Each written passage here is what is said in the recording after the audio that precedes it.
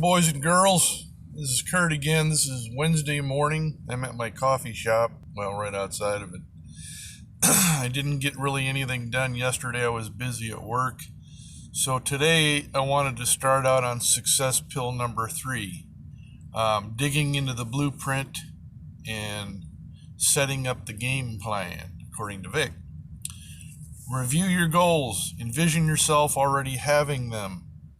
Trust the process, even to the point of seeming illogical.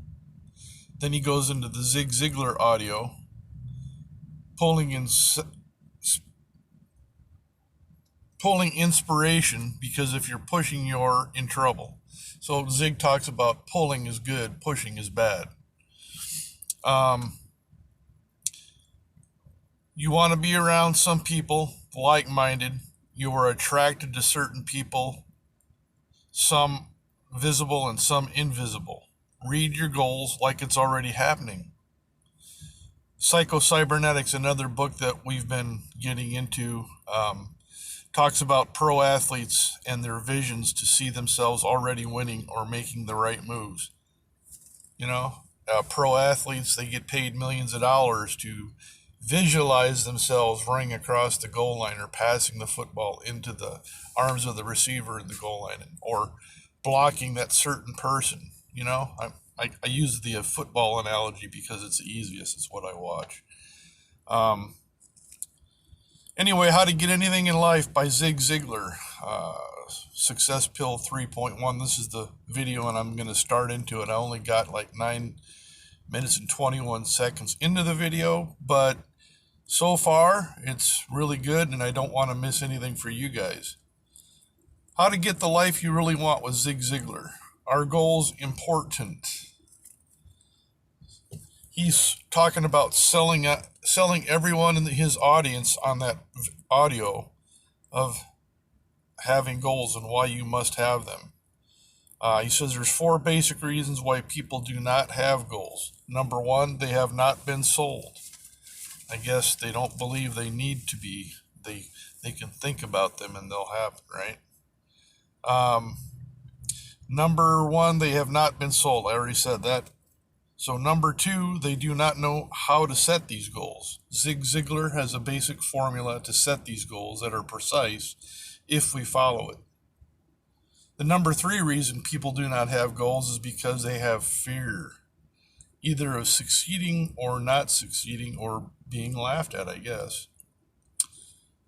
There's a bit of risk involved when you say, this is what I'm going to do. Even if you do not tell anyone else, when you set a goal, there's a certain amount of risk involved. I'll settle for that. Number 4, people do not have goals is because they have a poor self-image. If you do not think you deserve success, if you do not deserve a bigger home, to be $1 million producer, to have an outstanding or beautiful mate or kids or well-disciplined children, if you don't think you deserve them, then you will do things that will keep you from getting them. Let's look at number 1, setting goals. Are they important? A Yale University study of 1953 checked the graduating seniors. They discovered that of the graduating seniors, only 3% of them had definite predetermined written down goals. 20 years later, they did another survey of those seniors who had graduated. They discovered that the 3% who had committed their goals to paper had accomplished more than the 97% who had not written them down. Does that surprise anybody? Okay, I didn't think so. Do you have yours laid out? Are you a meaningful specific, or are you a wandering generality? Are goals necessary? I'm going to say emphatically yes. Can you imagine the chairman of the board for GM and somebody comes and says, how did you get to be chairman of the board of General Motors? Do you think he said, well, I just showed up for work. First thing I know, they started promoting, and what do you know? Here I am, chairman of the board. I think you know that this is not the way it happened. What about you? Are you a wandering generality? Or are you a meaningful specific? He then asks how many in the audience are in sales. One of the major problems we have in the world of selling, he says, a lot of times a salesperson is out in the field selling. And although they're out there physically, what they're really saying mentally is, I need to be home with the family. And then when they're home with the family, physically, they're saying mentally, I ought to be in the field selling. So when they're out in the field, they're really back at home. And when they're back at home, they're really out in the field. And they ain't never nowhere. People complain today about lack of time. It's not lack of time. That's the problem. It's the lack of direction. Are you a wandering generality, or are you a meaningful specific? Then he talks about the great archer Howard Hill. I like this one, but I'm going to let you know.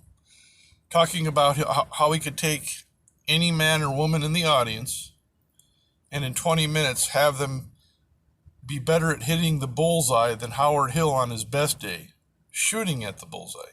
Provided, of course, that Howard Hill was blindfolded and turned around so he didn't know where the target was.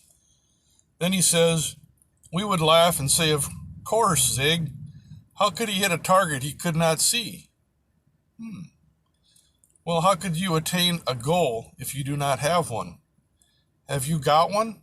Are you a wandering generality or a meaningful specific? That's all the time I got for today, guys and gals. Talk more tomorrow. And in the meantime, let this really sink in and think about it. Okay, everybody. Peace out. We'll see you tomorrow. Bye-bye.